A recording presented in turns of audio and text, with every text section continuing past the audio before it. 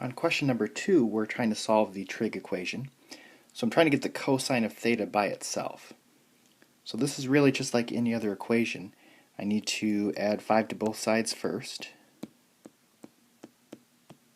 Then I need to divide both sides by 2. So I'm really just treating this cosine of theta very much like a variable.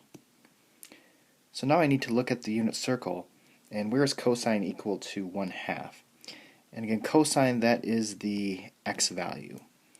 So that's going to be right here at 60 degrees.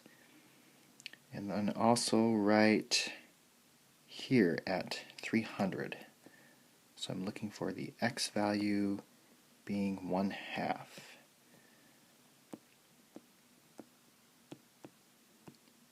Oops, 300. And if you want to check these, you can just type in cosine of 60 on your calculator or cosine of 300, and it will give you 0.5.